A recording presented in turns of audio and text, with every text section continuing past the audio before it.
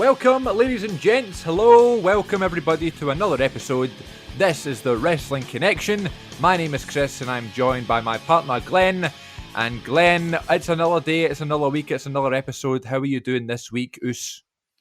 Oos? Oh my god, are we doing Oos now? I'm well, thank you. I am very, very well and relaxed. I'm coping really well. How are you, my friend? I'm doing really good. Yeah, it's Sunday on day of recording, which is nice. It's just a shame that it's about 20 past 4 in the afternoon and it's already nearly pitch black outside, which means it is nearly Christmas, ladies and gents, and I am excited. My God.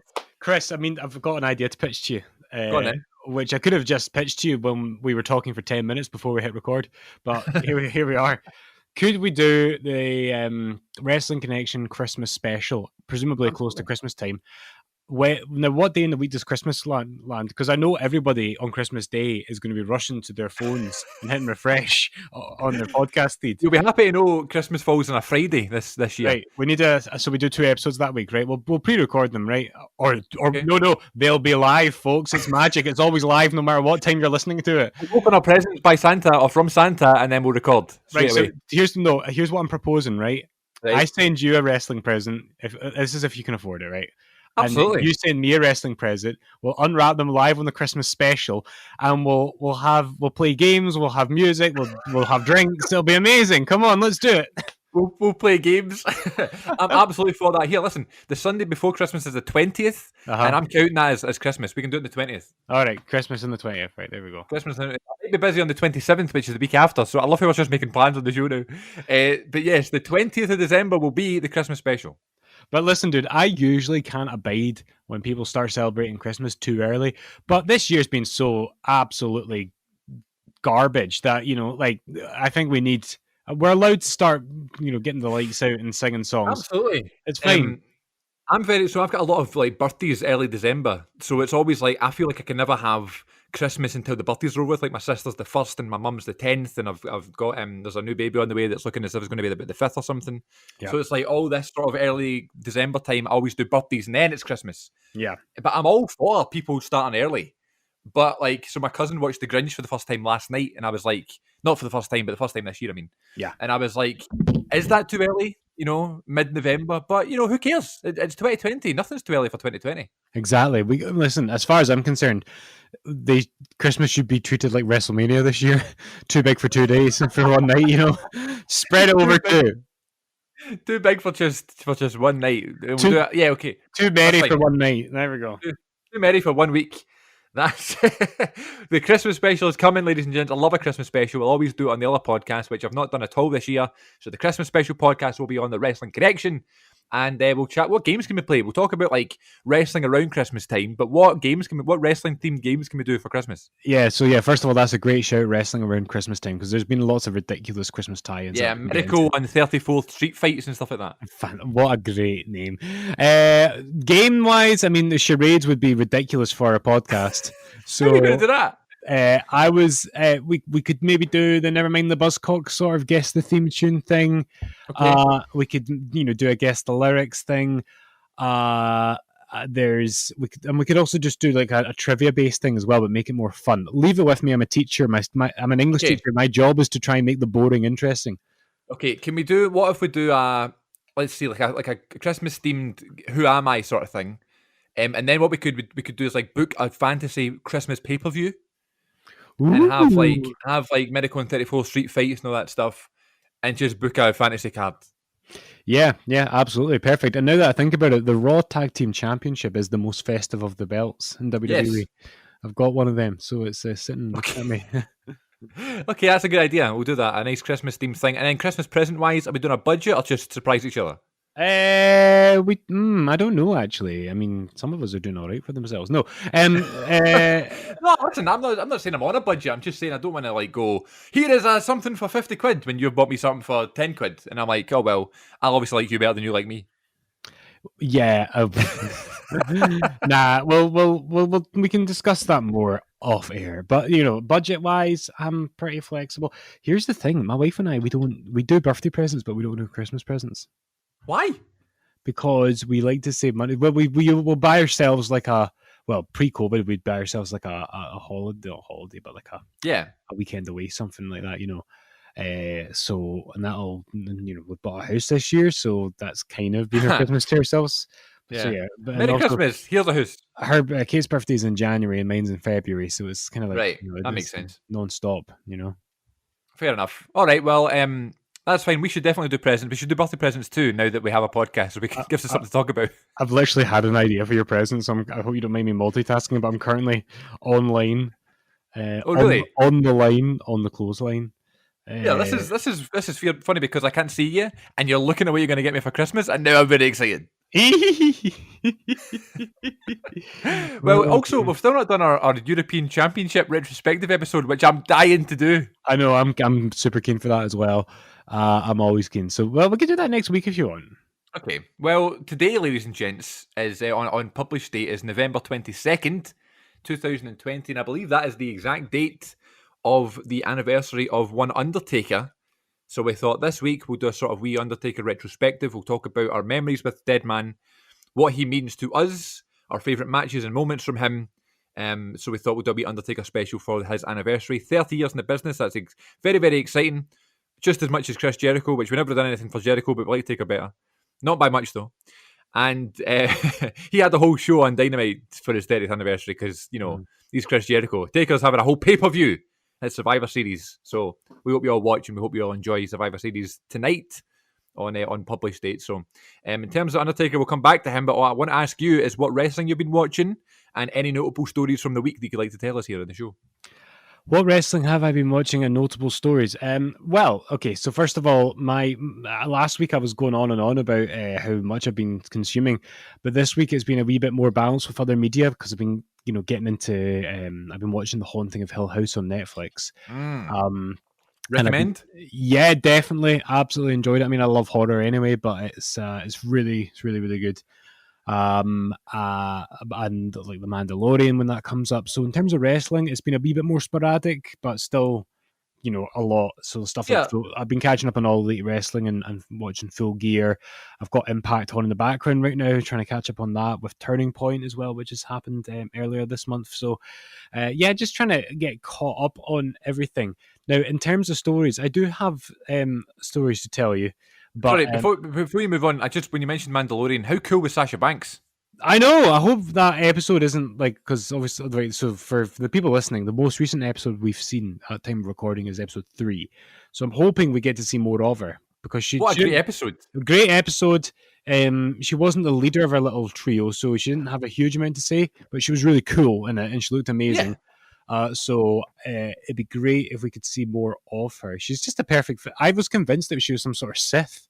I'm obviously it is they've kind of done that on purpose. They've made you think that, and then of course the big surprise thing is that she's a member of the Power Rangers. I mean that was amazing. They just looked amazing, and their fight scenes were great. It wasn't like it was something different than a Star Wars fight scene. You know what I mean? It was actually quite like something out of Marvel or something, which was really cool. So yeah, I love that episode. My favorite one of the series so far. The series so far. Classic. Now, this is kind of unconventional for our usual timings on our podcast, Chris, and you might groan when I say this, but this is unfortunate. Before I continue with my stories and the rest of my update, I'm going to have to call a cheeky toilet break. Jesus. We did have a while before we started, so that's fair enough. I know. Right, I did also eat 2 donuts, so give me a wee minute. Okay. Toilet break. Oh, yeah. Chris, my good friend. Yes. How are you? I'm doing good, thank you very much. How was your toilet break? Yeah, it was urgent, put it that way. It was highly necessary, but it's done now, and I'm feeling better, and I'll say it, lighter for it. So I think I could qualify for the Cruiserweight division now, I think. Oh, Jesus. I'm feeling better, and it was necessary, so there you go. All right, well, I listen, I'm doing good. I'm doing really good. I'm back in some form of a routine and just a bit more, normality. I've been able to go for dinner recently and that sort of thing. Of course, everything closes at 6:00, so we're kind of having to manage our time a little bit better. I was actually in TGI's this past Friday, right? Because you can't go to TGI's any other day. And we had this great waiter. His name was Mars. And he was just this great guy. He's just really, really nice. And the food took forever to come. And he was really apologetic and stuff. I was like, it's not your fault, Mars. So that was Mars. And he was really nice, but the food took forever to come, so we ended up just eating our dinner at about 5 to 6. Yeah. So we were able to stay a little bit longer, which was nice. Hang on a sec, my folks have just come home. Hello. And so that was fine. We were having like nice food and all that sort of stuff, and then after we were walking down the main street of Glasgow, the Buchanan Street, if you will, and we were met by someone that we've known for ages but hadn't seen in a long time, right? You ever meet that when you're on like in public and you see someone you've not seen in ages, and it's kind of that weird, kind of awkward. Like, it's fine, I'm quite happy to chat, and like, oh, it's so funny we've met because I've not seen you in ages, but like because it's not planned, because it wasn't like a planned meeting, it's still a bit awkward and a bit kind of like, oh, I'd rather just like organise a coffee or something and catch up then instead of standing here in the middle of the street, you know? Yep. So it was one of those ones, but the person was working and she's just got a new job, like working for this betting company. And she was like one of those people who tries to stop you on the street to get you to sign up to the betting company, right? So we were like, oh, it's so nice to see you. It's been so long. And instead of like the person being like, oh, you wait to tell you all this stuff that's happened to me in my life, which is what you would do, I guess, in a catch up. Yeah. She just started trying to like pitch the betting company to us and like continue doing our job.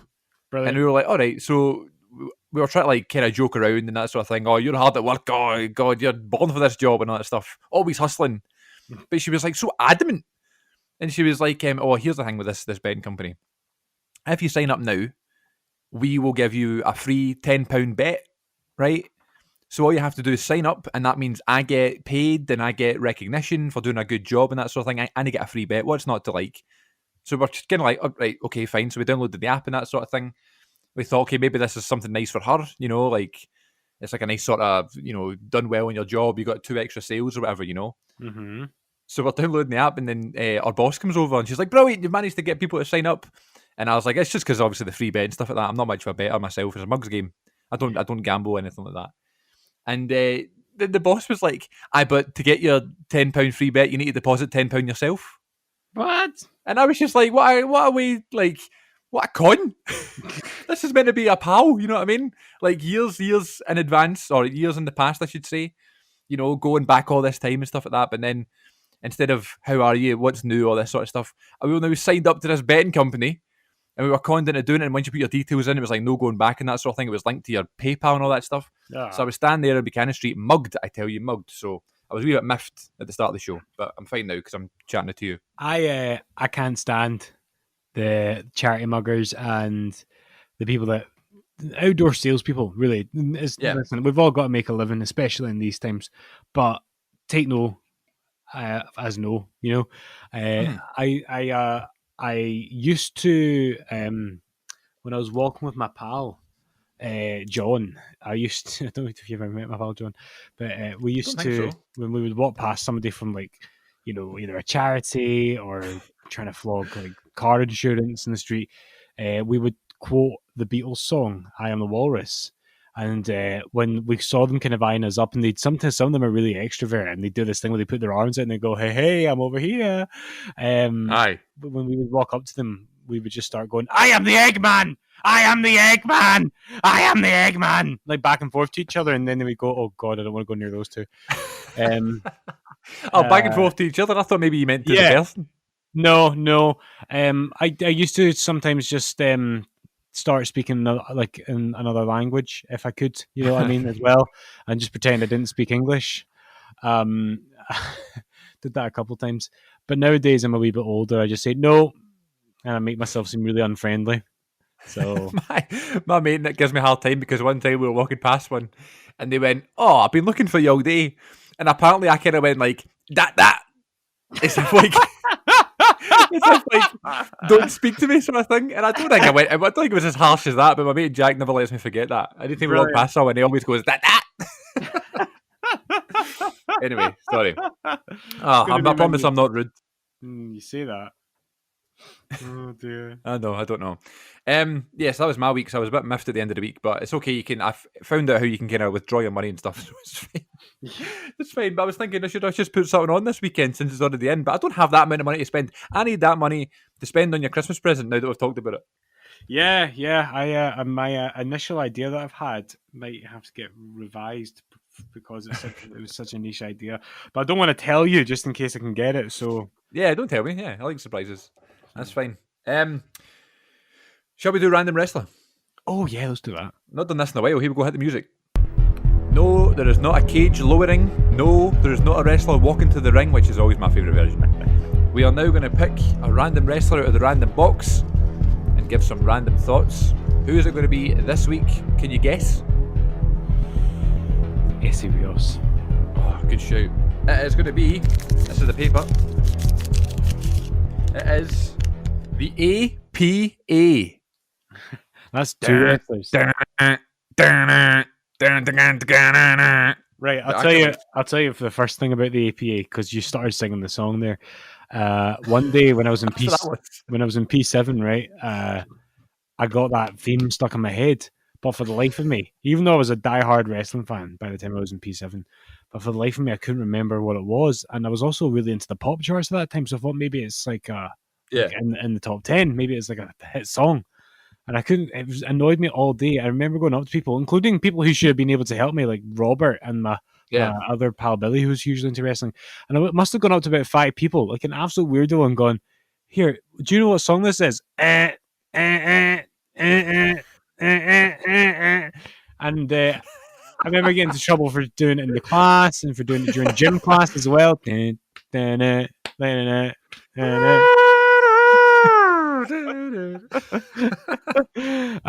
it took me until, I don't know, maybe a good day or two before I realised it was Farouk and a Bradshaw. Farouk and Bradshaw. Great tag team. I was going to say they didn't do much singly, but of course they did. Ron Simmons, first African-American world champion. JBL, longest world champion in SmackDown history.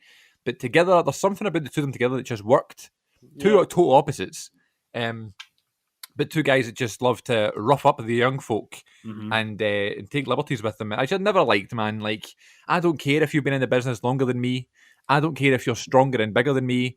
Don't kick me in the face. You know what I mean? Like, why? What's the need? Why are you trying to prove that you're the hard man? You're the big man with the chewing the fat? Oh, yeah. Like, what are you trying to do? Do you know what I mean? So I never liked that. But I do have fond memories of them, you know, from my childhood. On my current Attitude Era watch through, they have just won the tag titles as the Acolytes and part of the ministry. And of course, they're going to break out on their own. They had that old theme song, which is dun dun dun dun, which wasn't as good. And then just, I don't know, I always liked them. I always liked the theme song. They always got a huge ovation when they were baby faces. I love them at WrestleMania 17, of course, that wee sort of monologue that Bradshaw does before they go out. Yeah. Just good memories all around. I like the fact they put them back together when after they split them up, where Ron Simmons became just Farouk, and then Bradshaw became Hardcore Bradshaw. But then they put them together because JBL cut his hair, and that didn't work. So then they put JBL a single star again and made them the world champion. So good memories of the APA. Nothing jumping off the page though. Do you remember when when Bradshaw showed up with his haircut? How I was convinced it was a different man. Yeah, I just couldn't believe it was a different colour. He just looked so different. But of course, we were forgetting the recent appearance of the APA during the Miz's trial against Otis. Oh yeah, that was good. Yeah, I enjoyed that very much. But yeah, they're not. You know, I think if those guys go in the Hall of Fame, it should be as solo stars, not as the tag team. Maybe a controversial. Yeah. Well, Ron Simmons is in already. Is he? That's right. Yeah. Yeah, JBL inducted him, funnily enough. That's right. But you know, I think JBL's Hall of Fame career mainly comes from his solo stuff. And for me, he was always a character wrestler. He was never a particularly good or exciting wrestler to watch. I never really enjoyed any of his matches, but I loved his character work. You know, tremendously. Yeah. Great heel, really good heel. Ron Simmons' Hall of Fame speech, he says, there's only one word I can say to sum up my Hall of Fame career. Honored. Which I thought was hilarious. Instead of the obvious. Anyway. So APA, good shout for randomness because they are a bit of an obscure team. But I always enjoyed their stuff. Their Ballroom Brawl from Vengeance 03 is a good laugh. Do you know, I'll tell you this, this is maybe less lighthearted to the point, but you know, with the APA and the Dudley Boys, and I'm going to really only go with the APA actually here because the Dudley Boys were not a Vince McMahon creation. But Vince McMahon always had this thing where he sees two African-American wrestlers, let's put them in a team. Because they're both black. That means they must be the same, right? Yeah. And I think it's really subtly racist logic that the WWE uses. And same with foreigners as well. Oh, absolutely. But it's like it always bothers me, that there was never more interracial tag teams to this day. We got this stuff with the Hurt Business, and I know they're trying to have broadly racial themes to it, but I don't think race should be the one clear thing, visually that unites Yeah. a group. So like the Dudley Boys, you could argue, but they were ECW. Bob and Devon were tagging well before Vince McMahon knew who they were. Whereas the Acolytes is the only kind of McMahon product that is. I'm maybe missing something here, but Well, I'm thinking maybe Booker T and Goldust, maybe. Yeah. Or who else? I'm obviously not saying I'm jumping the gun here, but Retribution, Yeah. is different. But you're right, absolutely right. It's like very rare that you would have that. And I don't think it's a malicious thing by any means. But I do think Vince does think that, like, oh, who are we not booking this week? And he sees their names and whatever, and it's like, oh, we could put them together. You know what I mean? I do think that's the case sometimes. Just think it's a bit, if it's solely on the grounds of race, it's for the wrong reason. Yeah. It shows that you're being lazy with your characters. That if that's the only reason why you can put two people together. And I'm not saying you can't have two members in a tag team of the same race, but I just think there's been a bit of a pattern in WWE, which makes me raise an eyebrow a little bit. And for me, it feeds into this kind of idea that, well, we'll put these two guys who are the same race together. We should put those two ethnic minority guys, these two African American guys together. Yeah. And that's like the only explanation for it. I'm thinking of teams like R-Truth and Kofi Kingston. Like they never had anything in common. They never had particularly good chemistry, but they became tag team champions. You know what I mean? Yeah. Who are we not booking on SmackDown right now? Cesaro and Shinsuke? Oh, they're both foreigners. Let's put them together. Yeah. So I don't know, man. But God love you. We love the APA. Anyway, we love the APA. Yes, of course. I forgot to tell you what I was watching this week. So I've got my usual Attitude Era watch along on the way. And what I've started doing now on my days off is that I saw my mum comes in for lunch at 12 o'clock. So we always have lunch together at 12 o'clock on our lunch break if I'm off that day. So I need to obviously get stuff ready for 12. So I've got a sort of wee period from when I wake up to 12 o'clock. So I've got a few hours there. And what I've been doing is just like putting on the Attitude Era stuff there and just having it on there. Yeah. So it's just kind of runs through, you know what I mean? Because it's a good sort of time to watch it. So I've been doing that, which is making it go along really quickly, which is nice. I really want to get to 2000 because I know a lot about 2000 and that sort of thing, but I never watched, like I was the sort of the year before I started watching. So yeah, I know all the big moments and stuff. But in terms of TV and stuff like that, and I'm looking forward to these random SmackDown matches. Yeah. You know what I mean? Between like Rikishi and Albert, like just why not? I'm looking forward to those sort of things. So I'm just kind of looking forward to that. I'm in mid-99 just now. So it's going along nice and quickly. So I'm really enjoying that. They just kind of scrapped. I didn't realize this. They kind of scrapped the corporate ministry though.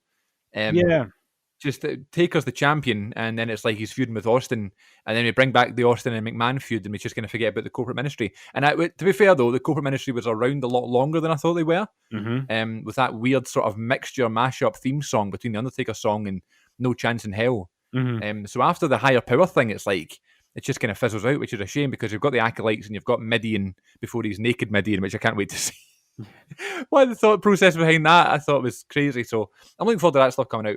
But also, I was up looking at my old wrestling DVDs because AEW have finally I've been asking for months, brought out their events on DVD. And I'm thinking now I can start collecting them all because I've like at heart I'm always a collector. Yeah. And I've not bought wrestling, DVDs and Blu-rays in ages because of the network, but now I can, now I can collect, because AEW don't have a network yet. So it's like I can collect those shows and stuff. So I managed to get a few of them.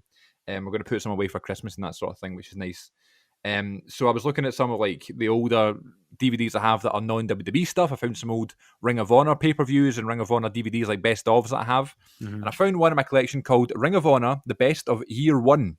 So it's just like match highlights from their first year in existence. And I remember when I got this one, I really enjoyed it. It's a 2-disc set. I've got it here, holding it right now. And it's like Low-Key versus Bryan Danielson and AJ Styles versus Amazing Red and the Briscoe brothers versus each other and Christopher Daniels against Brian Kendrick and all this stuff. So it's like old school names, people who are still around today. Yeah. Just killing it, Samoa Joe and Low-Key. So many good matches on here. So I was like, I'm going to just have that on in the background and just enjoy some old ROH. And it's just given me a kick to kind of go back and watch some of these best ofs because I got a bunch of the compilations and I loved them. There's just such good sets. There's like no adverts and no interviews and that sort of thing. It's just like match compilations and stuff that I had never seen before.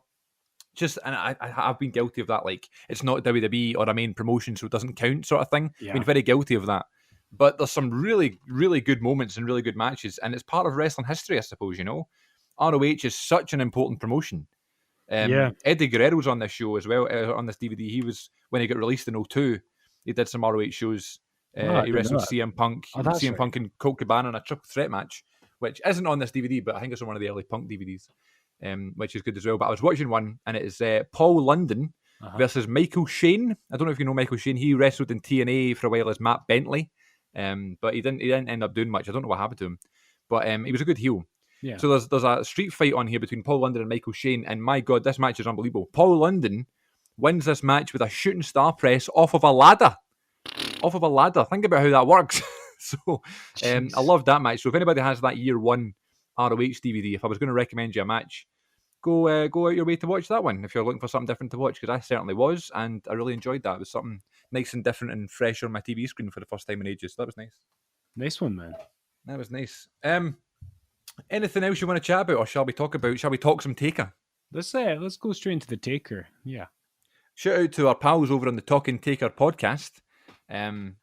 Really good idea for a podcast. Basically what they do is they have literally talked about every single Undertaker pay-per-view match since Survivor Series 1990 up until, I believe, the most recent one is Survivor Series 2015, and they've done every single Taker pay-per-view match in an episode, and they talk about like what's going on in wrestling around that time and the sort of evolution of the Undertaker and stuff. So good friends of the show, great podcast to check out. So if you're out there looking for some new stuff, there's the Talking Taker podcast. But I did suggest to them that they're going to need to get something new because they're reaching the end of Undertaker's stuff. I know. So who are they going to do next? So I thought maybe something like Chatting Kane or something would be next. Oh, yeah, genuinely thought you were going to say Chatting Chavo there.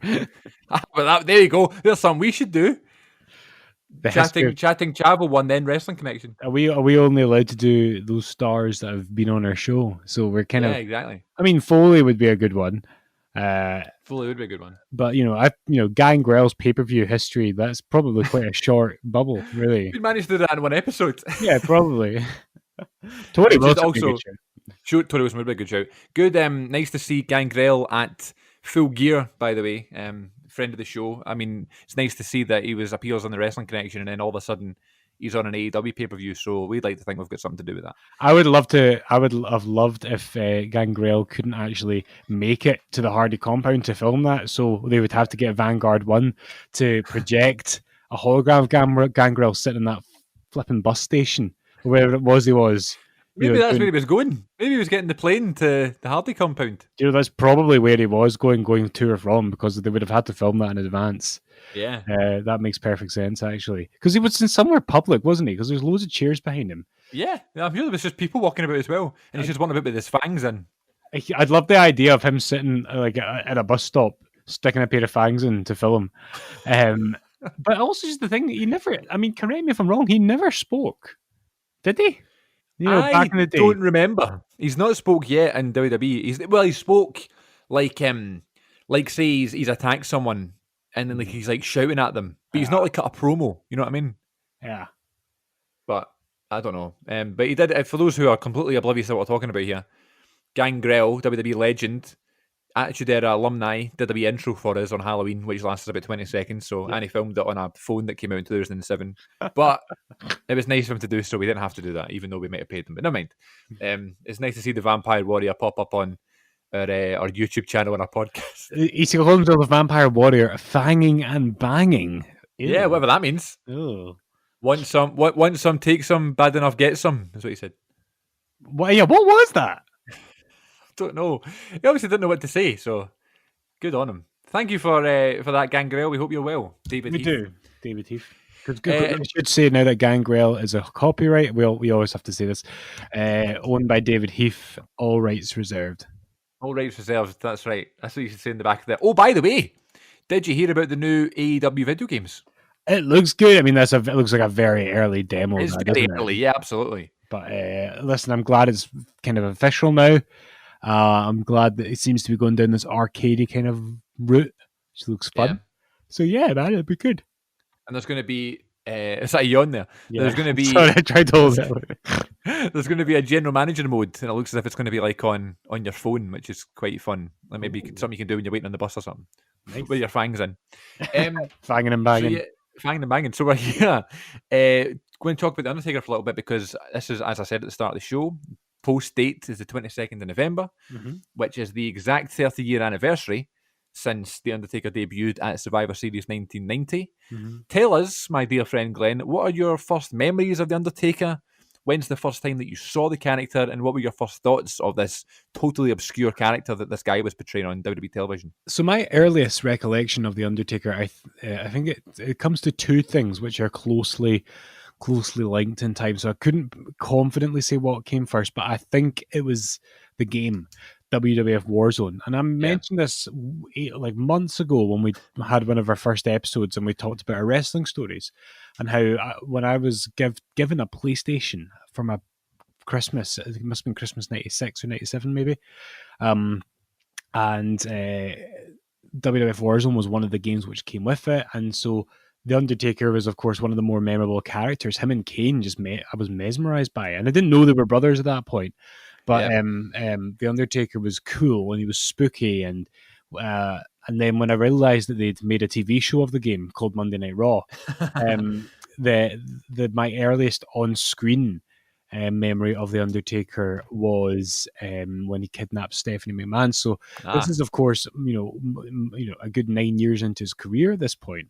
But that was when I got into wrestling, was around 98, I would say, when that happened, 98, 99.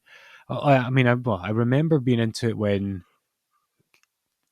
Yeah, it was 99 because I also remember one of the first big pay-per-view main events I was excited for was Austin and the McMahons in the Triple Threat Ladder match at King of the Ring. Yeah, just watched it recently, actually.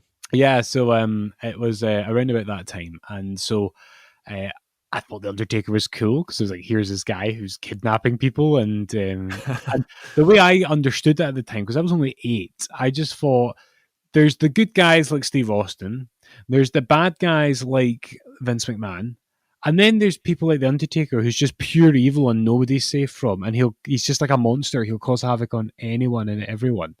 And at this point, I had no idea that he had been around since the early 90s and had been, taking on the likes of Hogan. I mean, what about you? When did you first become Taker aware? Well, he was my first favourite wrestler, and that makes him kind of by default my favourite wrestler of all time. I think that's got a lot to do with it.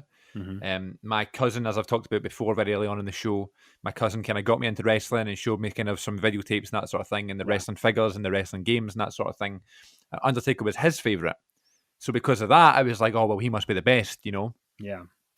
So the first thing I can think of right off the top of my head is Armageddon 2000, when he chokeslams Rikishi off the top of the cell. Yeah. Because I believe that's a very, very early thing that I saw of wrestling, and one of the reasons that I kind of became a fan, because you were watching this thing, and I talked about this as well in like episode 1 of the Wrestling Connection, if you want to go back and listen.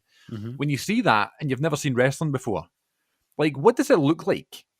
What does the Armageddon Hell in a Cell look like to the unsuspecting eye? Yeah. It doesn't look like a boxing match. It doesn't look like a fight. It's literally a man throwing a large Samoan man off the top of a cage into cow bark or whatever. Yeah. What was that stuff? No idea. And I don't know why it was even there. Like, why did they bring it out? I know Vince has got it in, I think the reason was because he didn't want to harm his main eventers, so he thought, we're going to bring this big truck out and pull down the cell. But I don't know why it had all that stuff in it, but anyway.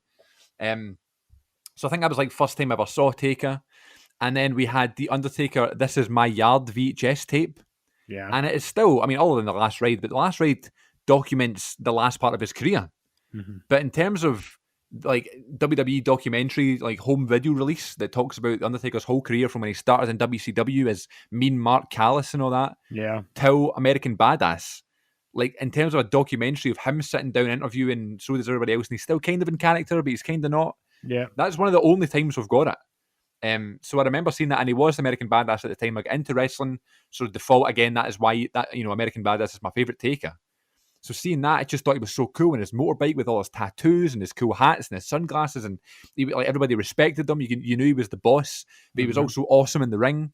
like all that stuff just made me love Taker. So that's like early memories of like that VHS tape and just being mesmerized by him as the American Badass, you know, and actually a bit disappointed when he went back to the Dead Man because I loved the American Badass so much, you know.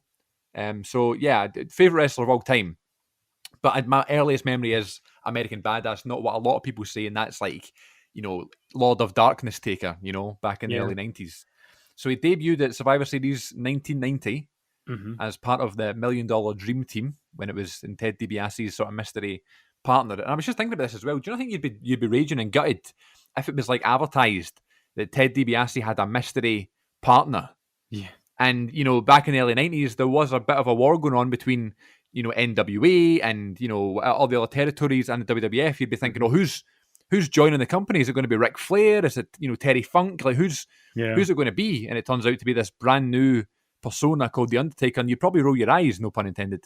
And you'd probably roll your eyes and go, oh, it's just another daft WWE character at the time. Yeah. You know, yeah. and then this massive man comes out and just destroys the ring.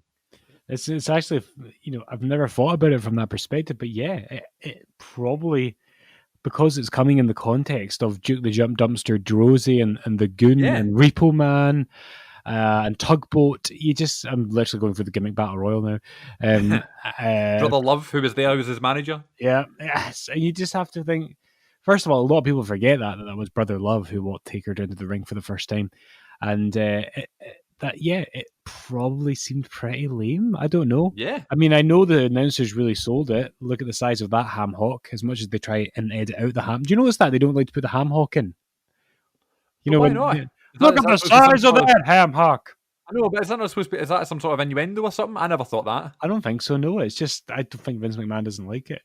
I think that's as simple as that. But yeah, and it must have been a bit anticlimactic, but maybe not, because back then, you know, Lex Luger hitting a sleeper on somebody would make the crowd pop, you know. So I think crowds were more easily satisfied now. The standards are so much higher for today's audience, you know, that maybe you could have got away with it back then.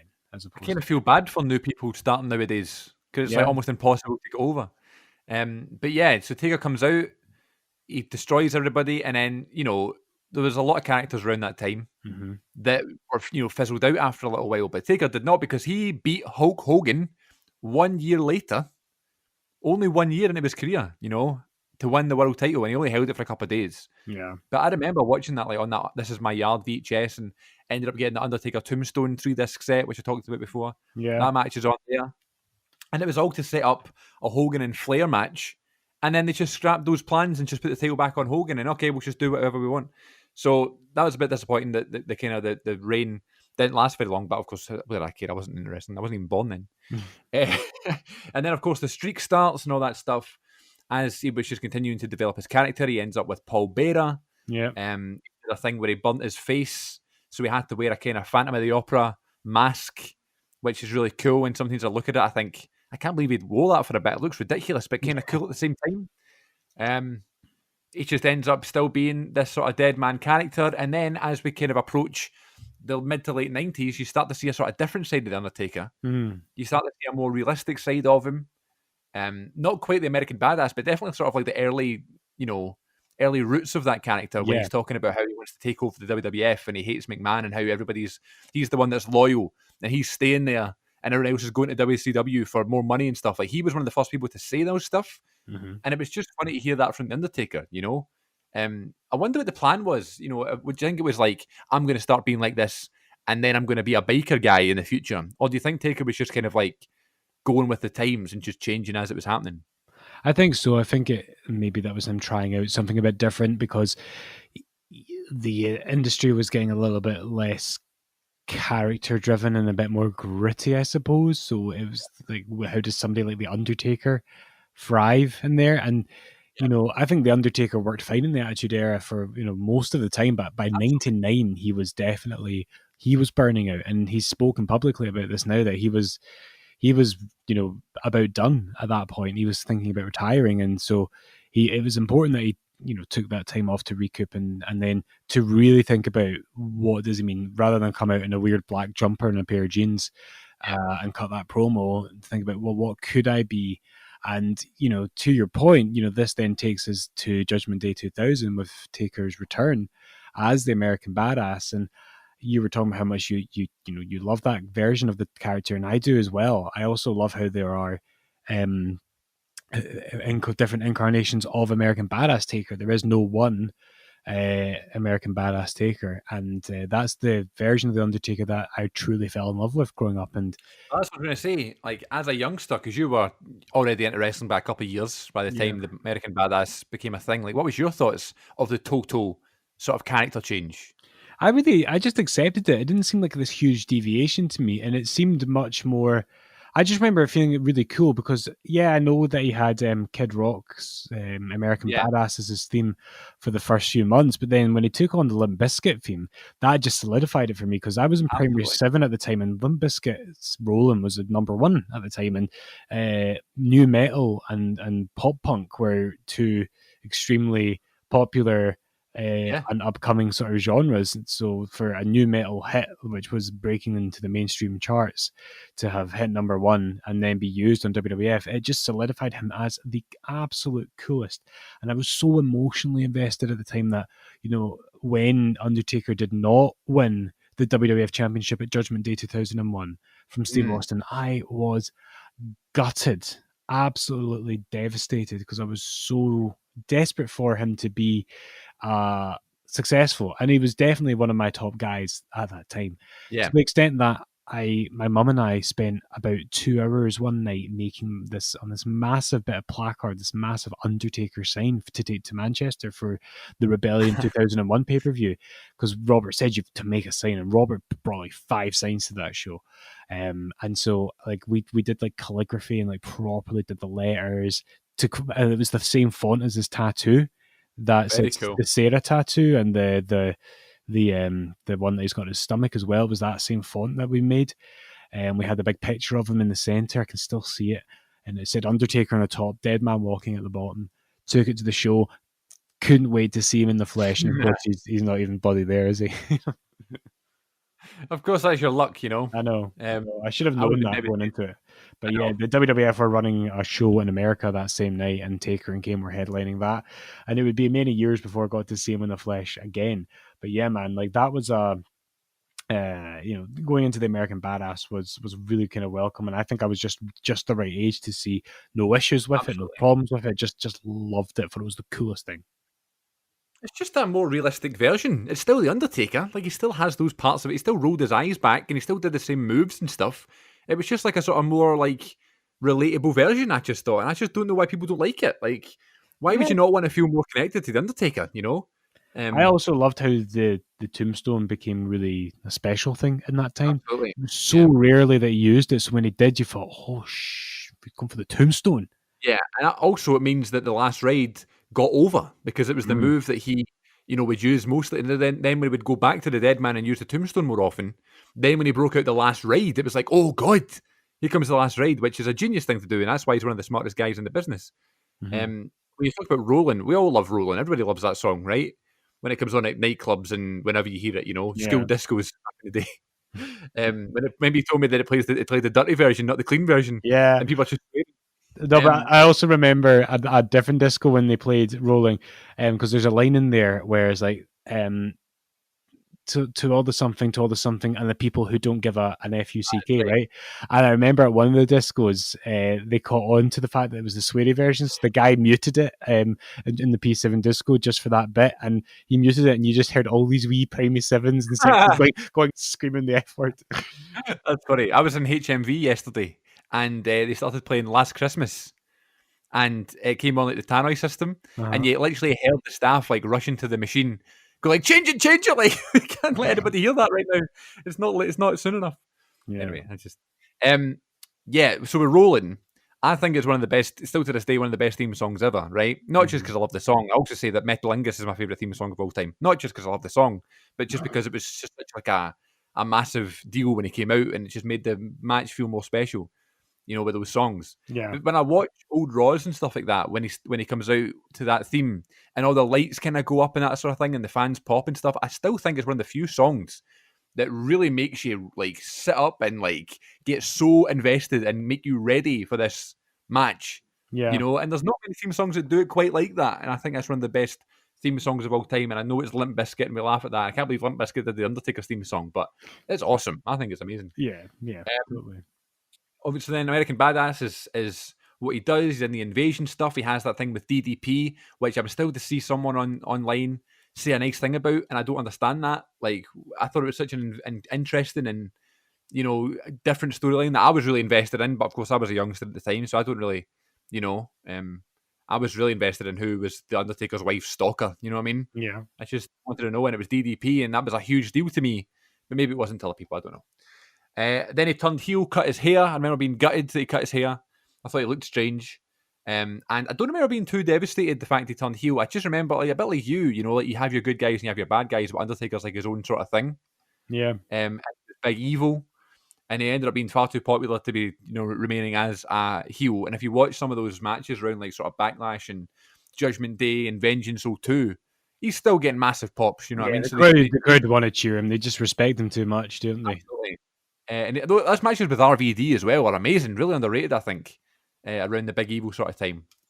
And then he goes back to the Dead Man, and I was talking about this recently on the show, how maybe in episode 20 when we were talking about that WrestleMania, but when he came back at WrestleMania 20 to wrestle Kane, I remember like watching that match before school in the morning, and it was about to come on, like Taker was about to come out and the lights went off and that sort of thing, and Paul Bearer was there and all the Druids came out, and I like moved further away from my TV, and I was getting closer and closer to like the other room because I was scared because they had that effect on me because I was still a wee guy, and like, but my dad was like, but it's only Undertaker, you love Undertaker, and I was like, I know, but why are the lights off? That's scary. So and then he came out and he was fine and ended up beating Kane and stuff, and I thought that was awesome. I've got a really soft spot for that WrestleMania match. And then he was just like normal dead man until WrestleMania 36. Yeah. So any memories from that kind of time period between 04 to 2015, or maybe even earlier than that, but like when he was like the Return of the Dead Man sort of thing? Any fun memories of him then? Well, I remember initially at WrestleMania 20, like loving the build-up, loving the entrance, loving the promo package and stuff. But then when the match started, I thought, like, why is he wearing the bandana still? And why is he in that gear? He kind of just looks like the American Badass again, but he's got mascara on. But you know, so I wasn't quite into the new Dead Man at first, but eventually, you know, once his hair grew out and he started to look more like the Undertaker again, as we know him now, I kind of got more on board. But to be honest, you know, I didn't really fully embrace the new Dead Man Undertaker until 2007 when he had his thing with Batista. Because to be honest, I don't think he really had that many great matches up until then. There's the No Way Out 2006 match with Kurt Angle. And there's the feud with Randy Orton.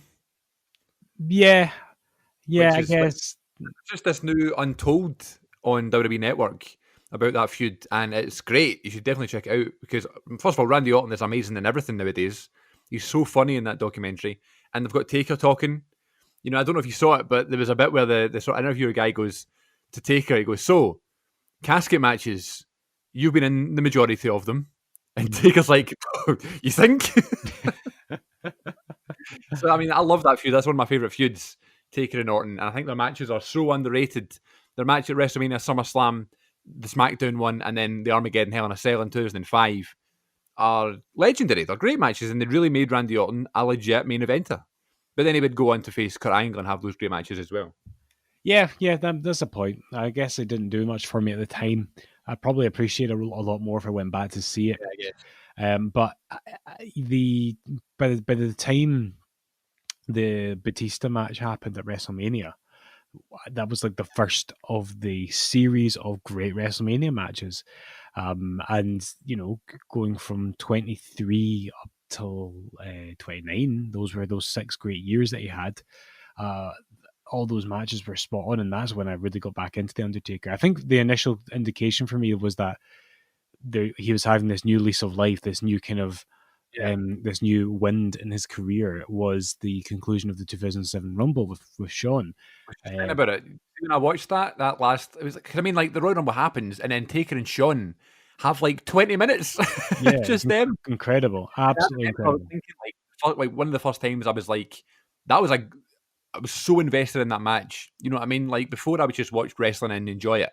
But that was one of the few times, like right around that time when I was a youngster, being really on the edge of my seat, butterflies in my tummy, really wanting Taker to win, but he might not because it's Sean, and it was going on and on and on and on, and I was getting so nervous and stuff, and it was like that would happen going forward with like the WrestleMania matches, and then the matches with Sean and the matches with Edge and that sort of thing. I would get invested in those ones, but I think the first time I was really invested in that era of Taker was that Rumble finish with Michaels, I think. Yeah. I mean, for me, that's when I kind of had my resurgence as a fan. And then going into end of an era, WrestleMania 28, which was I know I've skipped over a big chunk there, but that was and probably still is my favorite match of all time. It's my personal favorite. We've all got our personal favorites, and that's still mine, I think. And that'll be like one of the matches I always will go back to every now and then. And it's always on my top 5 lists. Is usually in the number 1 spot. And so for me with Taker, like that was really his prime, was when he was in his 40s and he was having that streak of matches. I mean, what would you think? Would you agree that is sort of his prime? Is that 6-year run? Yes, I'd probably say so. I'd probably maybe start in 06 and go to maybe 2013. I feel like we can't leave out the Punk match. Yeah.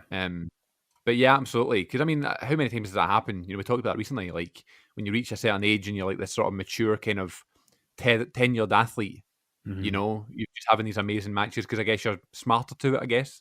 Yep. What did you make when he cut his hair for End of an Era? Did you laugh when he came out with a baldy or what?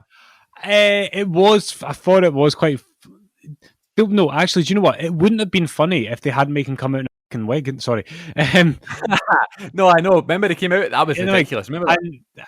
I never understood why they did that. Why not just reveal the baldiness sooner? Because he looked cool with the mohawk, I think. I know, but it made the WrestleMania moment, didn't it? Like you wanted to tune in to see what it looked like, I suppose, yeah. But the wig was just so weird, and I remember JR being asked about it on his blog or his podcast. He was like, when I saw him, he had a full head of hair. It's like, you're lying. You're totally lying. Why is this hair a storyline? And they didn't make that much of it. They put it into a video package. You saw him cutting his hair, and then they said on the commentary desk that the Undertaker was cutting his hair every day until. So I just love to imagine that he had like a little kind of shoulder length hair at one point, and then he had wee pigtails, and explain what he was doing. Don't just make this pointless point, I guess, out of him going bald and deciding to cut his hair short. So, but I like the look, and I love the hood thing that he had before they revealed it. I love the use of the Memory Remains, the Metallica song. The bell came down. That was awesome. It's a shame you can't see that anymore. Hell in a Cell had his own theme song. I love that.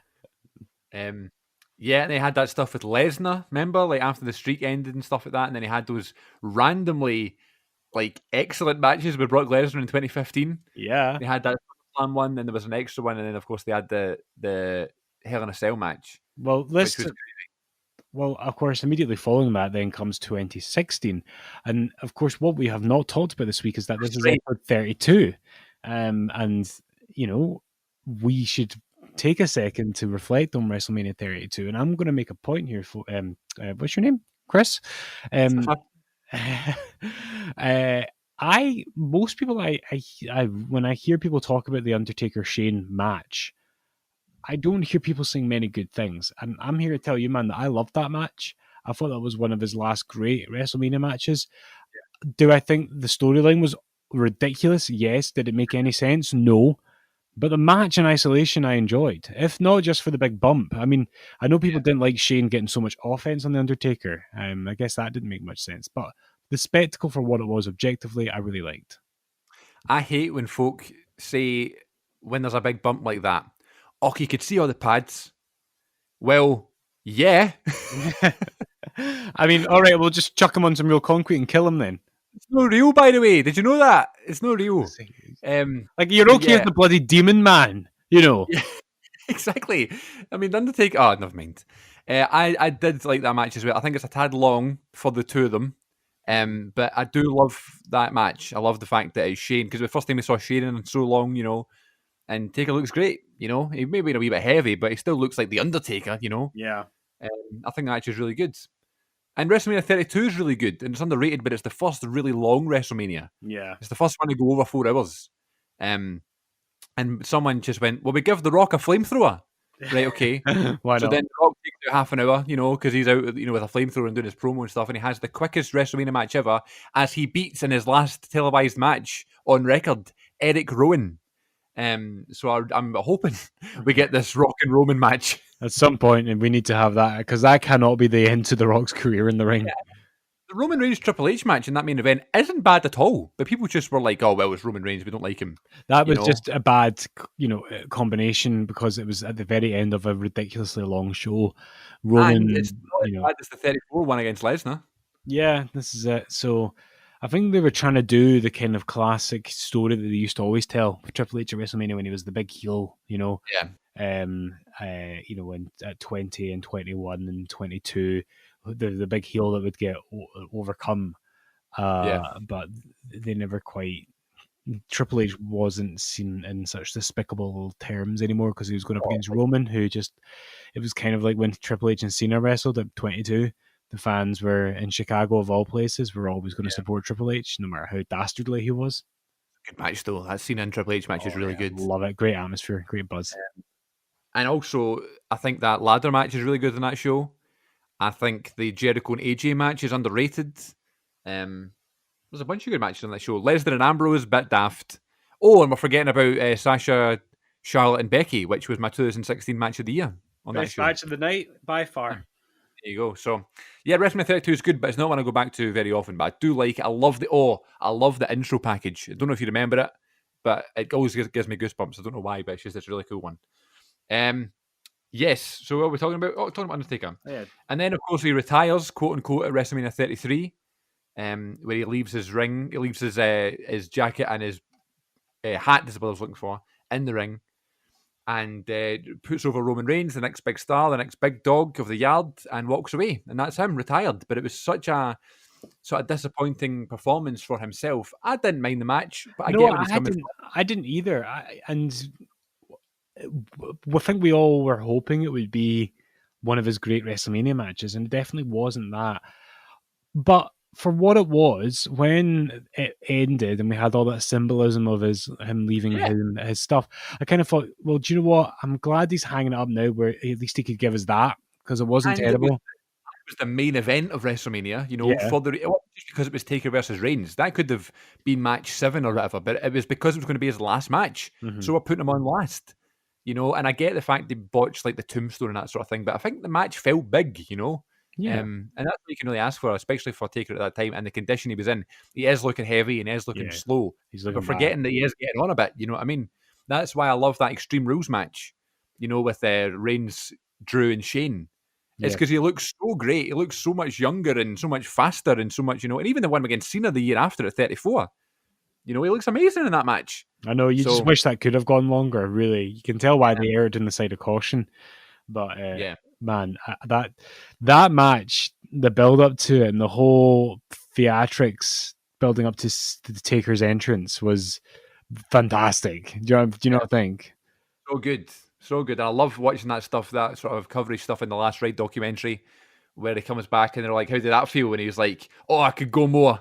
Oh, I could do it again." And he's like, he's giddy. He's so giddy. And it's like that's what you love to see, And then, of course, he has a couple of good matches here and there, nothing spectacular. He does a thing with Rusev. He does a thing with Triple H in Australia, which I thought was a bit disappointing.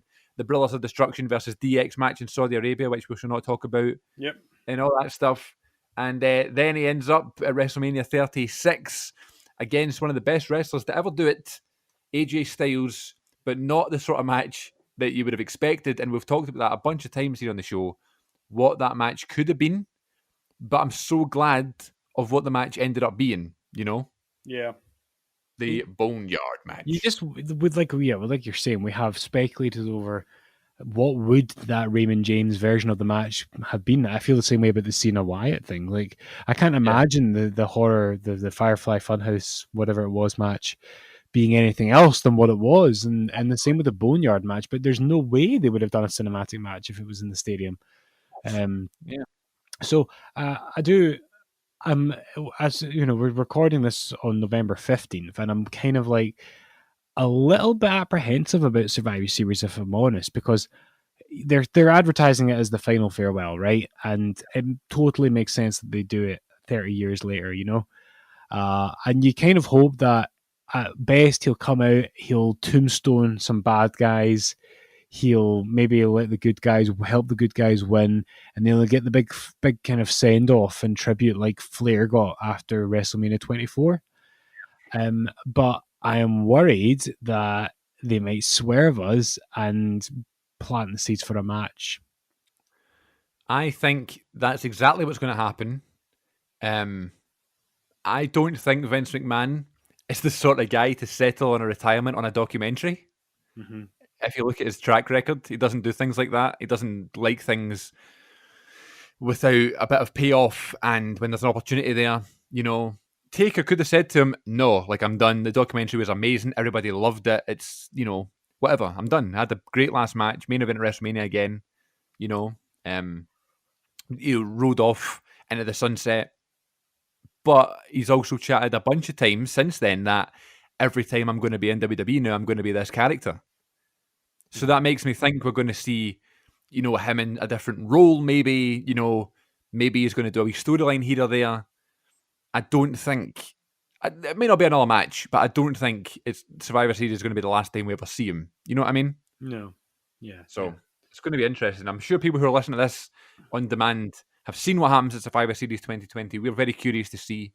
Survivor Series this year is going to be an incredibly strange show. The matches are just a bit kind of like, really? I've also got a feeling, by the way, that Drew's going to win the title back on Raw tomorrow night, but that's just me. That thing with Roman, Yeah, and it was amazing. I think on SmackDown. So I don't know. It's going to be very interesting. Just the Survivor Series teams are a bit daft, and we're having Bobby Lashley versus Sami Zayn, 2 heels, and it's like the main event is Randy Orton and Roman Reigns, 2 heels. Yeah. I don't know. This is the other thing, is that WWE seems to always do this. They last minute change their plans just before Survivor Series, and they changed the WWE title just before Survivor Series. So I think that's pretty much exactly what's going to happen on Raw, and I know it'll be old news by the time this goes out. But I would be very confident in saying that when this goes out, Drew's a 2-time WWE champion. I mean, obviously they could be swerving us as well. They could be thinking, "Oh, we want them to think that because we did the thing on SmackDown."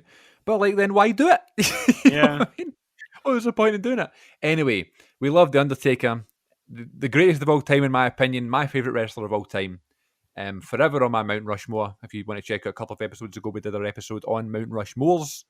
And nothing like the dead man. Nothing like a bit of character work to suspend your disbelief. Yeah. Is all you need in pro wrestling. And Undertaker sums up what WWE is. He sums up what professional wrestling should be. And all respect to the man himself. Thank you, Dead Man. Thank you, Dead Man. Thanks a lot for listening, everybody. Tune in next time for another episode, which will be 33, and we will have built a big sort of roller coaster Titantron stage here in the Glendon and in Wrestling Connection Studios. And yes, we'll be back for another episode next week. Get us on social media, Twitter and Instagram. Twitter is at WrestleConnect1 and Twitter and Instagram is at WrestleConnection. And please subscribe to our YouTube channel, which is also just Wrestle Connection. Anything you'd like to say to listeners? Just be careful, because we might have to change the YouTube channel again, because no doubt Chris will get it deleted again. But yeah, thank you for listening, and we'll see you next week in Orlando with the roller coaster, and for number 33. I look forward to it. Rest in pieces.